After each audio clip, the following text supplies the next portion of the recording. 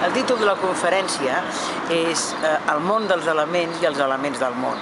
Això en realitat pretén dir que tota la matèria, els éssers vius, el món mineral, tot el que ens envolta està basat en pràcticament un centenar d'elements químics i de les combinacions que formen entre si. Conèixer la nostra dependència de la química, conèixer la contribució positiva de la química és la finalitat d'aquesta conferència. Com va l'any de la química? Com està anant?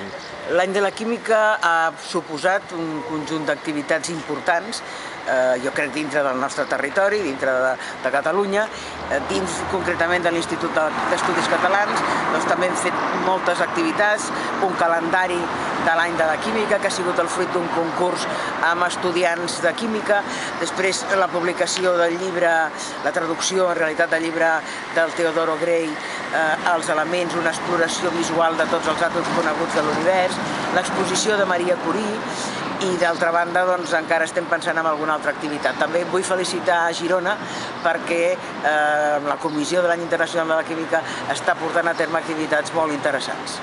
Doncs moltes gràcies, Pilar González, professora catedràtica de Química Inorgànica de la Universitat Catalana de Química. Gràcies. Gràcies a vosaltres.